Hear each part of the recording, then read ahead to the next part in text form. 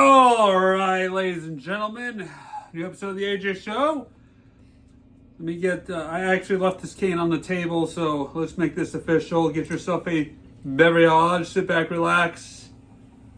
Oh, I only got half a mug. Oh well, that's all good.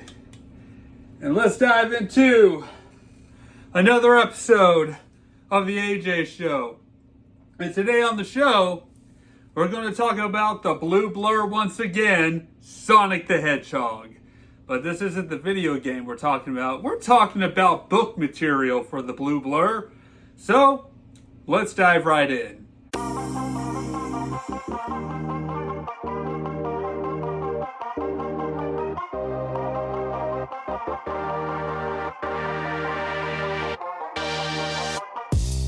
This is a Festivus moment right here. Festivus was just yesterday. Where's my post? Eggman sucks. He doesn't deserve his doctorate. He doesn't.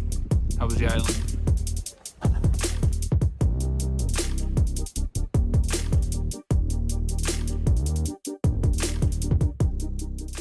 When Sonic the Hedgehog came out on the video game on the Sega Genesis back in 1991, it was a smashing success. So, with that being said, TV shows were created, The Adventures of Sonic the Hedgehog, and of course, the darker tone series, one of my favorite series, Sonic the Hedgehog, or dubbed as Sonic Sat AM because it aired on Saturday AMs in the morning, and it only lasted for 2 seasons, cliffhanging, and of course there is a movement to get season 3 made, and somebody, I think IGN reported that season 3 could be in the works for that series. Even though the show writer and creator Ben Hurst has passed away, there's still some fans out there that wants to see that 3rd season of Sonic the Hedgehog Saturday AM series. And I, for one, want to see that happen. But in multimedia fashion, of course, like I said, TV shows were made of Sonic the Hedgehog based off the video games. You know, there's different universes of Sonic the Hedgehog that you could look at. There's a Sonic Underground series that came out in 99, which, it's okay. Even though Knuckles was in that series. But then you go on to Sonic X. Don't get me started with Sonic X, because that kid named Chris, I can't with that kid. He annoys me. I mean, I like the concept of Sonic X. I enjoy it for what it is, but I could do without the annoying kid. So let's talk about the books. There are 2 chapter books that I got at the Scholastics Book Fair at Southwest Elementary School, where I attended school as a kid. It no longer exists. They closed it down, and there's a new school now in that town. I think that took its place. But I picked up one year was Sonic the Hedgehog, Robotniks Revenge. And the following year with the book fair, Sonic and Knuckles. All right, let's dive into these books, shall we? First up, Robotniks Revenge. I had to do a little bit of research because I did not know what kind of revenge we were having here, because apparently I missed the first entry. So thanks to the Google search, just recently I decided to research, well, is there a prequel to this? Is there a first book? And there is. There is a first book out there that I found on Amazon and bought it for $1.50 plus $4 shipping. So there you have it, folks. Over $5 spent on the first entry that was rated the condition as average. Well, if you kind of look at these 2 books here, these are probably around the average, possibly poor, because I read the crap out of these books, and I flipped through these pages as a kid. I had a friend or 2 probably check it out themselves, and because they were interested in Sonic as well.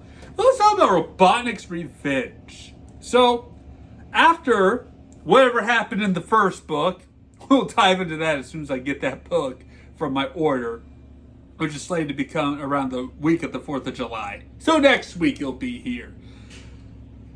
Dr. Robotnik has this evil plan to capture one of the freedom fighters and transform him into a robot. There is this weapon in there called the Roboticizer, which originally if you follow the stories from either the Archie comics to the Sat AM series, the Roboticizer was designed and created by Sonic's uncle, Sir Charles Hedgehog, which Robotnik also helped develop as well. But due to his coup-op that he did, Dr. Robotnik betrayed the kingdom, stole the plans of the Roboticizer, and used it to turn everybody on the planet into robots and also take over the world. So, that's where the Roboticizer comes into play. So, the whole story is basically just that. Robotnik's getting his revenge by capturing Bunny Rabbit, or now half robot, half rabbit, by the end of the story, because, well, she gets roboticized partially in this story, and Sonic saves the day a little late to the party, I would think. Because, look, if you're a fast hedgehog, you should be fast enough to stop everything from happening and not let this poor rabbit suffer the consequences of being roboticized. Now she's half robot, but yet she takes advantage of the abilities of having a robotic arm and 2 robot legs and uses it to help fight against the evils of Dr. Robotnik. Hooray! There's some optimism right there in the story. She just decided to turn the bad into good. Here's my complaint about this story here. Is one, Sonic, you're a Speed Demon the Hedgehog. You should have saved the rabbit a little bit faster than that. But that's okay. But that's just about all the complaint. It's a very basic story. It's a kid's book. Let's just be honest. But here's the thing about this book. All right, as you see here, Dr. Robotnik's design is the Sonic Sat AM version. However, when you flip into the pages of the story, you get the Adventures of Sonic the Hedgehog art style. What's up with that? I don't get it. I'd rather have the Sat AM version of Dr. Robotnik versus the slapstick doofus from Adventures of Sonic the Hedgehog. Now you have Sniffly here, all right, faithful to the Saturday AM series. You got SWAT bots, faithful to that series. You have a Roboticizer, also faithful to that series. What's up with Sniffly's butt? That's huge. I'm just pointing that out. It bothered me. Does he have like oversized pockets? What's happening with Sniffly's pants? I don't know. Sniffly's the nephew of Dr. Robotnik. So, there you go. But you see all the Freedom Fighter characters in there with Rotor, the Walrus, Sally, Acorn, who is the princess, all right? Her father was, of course, banished by Dr. Robotnik.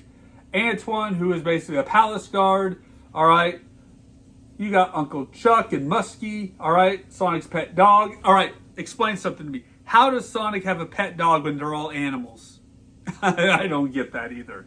And, of course, Tails, Tails is in the story. So, a lot of great stuff. And there's also the classic Buzz Bombers from the Sonic games in there. I like that. That's pretty awesome right there.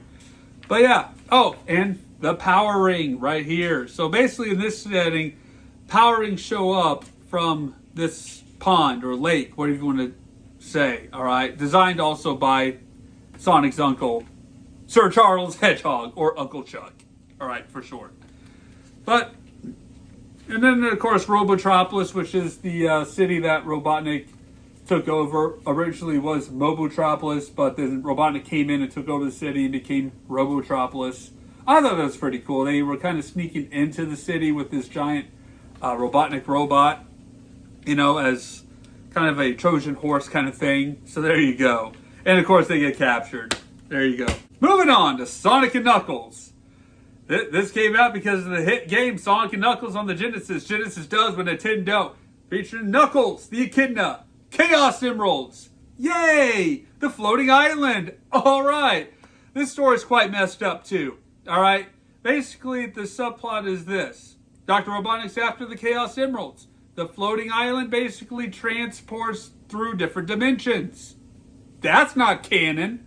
All right. The Floating Island exists already. And just the Chaos Emeralds already exist in Sonic's world. No, apparently the Chaos Emeralds in this story transports this island to different dimensions. I don't get it either. Dr. Robotnik's after these emeralds. Sonic has a vision, sees basically, because I guess the island shows up, the Chaos Emeralds is affecting Sonic wherever he's at. He sees Knuckles, and of course, he sees this futuristic vision. It's basically a nightmare where Robotnik has killed all of his friends, and Sonic's the last one alive in the entire world. That's dark. All right, that is completely dark. So, the island appears, Knuckles shows up, Robotnik gets transported to the island, and tries to befriend Knuckles, which he does succeeds for a little bit. So when Sonic arrives, Knuckles thinks Sonic's the bad guy. That's kind of canon to the Sonic 3 and Knuckles setting. Yeah. But then Knuckles realizes Dr. Robotnik's really the villain. Hey, you're the villain. And so they basically try to fight Robotnik. Next thing, the Emeralds transport Sonic and Robotnik to an alternate dimension where basically Sonic's dream is coming to reality. They travel to the future, but then all of a sudden they travel back to the past. The emeralds are exposed, and all of a sudden Robotnik gets kicked out of the island at some point. I'm just summarizing the story. Knuckles is off the island too, and the island disappears. Knuckles is stuck in their world until the island shows back up. So ultimately, as guardians of the emeralds of this floating island, the Guardian is no longer present on the island. Who knows what's going to happen in the other dimensions? That is a plot hole right there, ladies and gentlemen. That is terrible right there. That is terrible. The artistic style of this book as well, you still have that doofus, Adventures of Sonic the Hedgehog, Dr. Robotnik, that I can't stand. Alright? I just don't get it. And this is it. The weapon that Robotnik creates, it's a gun! It's a ray gun. Alright, that basically he just uses to kill Sonic's friends. Of course, you got your same old cast of characters right there. Sally, Rotor, and Bunny Rabbit, who Sonic was a little slow in saving her with robot parts, but she's accepted her new body. Alright, she's good. And Tails, of course, is in there. And then you got Robotnik here with the SWAT bots and the floating island appearing dimensionally. You see Sonic right here in this part, transporting to the island. Yeah. And of course, the one page of Sonic versus Knuckles in this story. There you go, Sonic and Knuckles. Good times. Great memories reading these books as a kid. I'm excited to find out what the first book was all about. And I could probably do a separate episode on that as well. So with that being said, thank you guys so much for watching. Stay safe out there.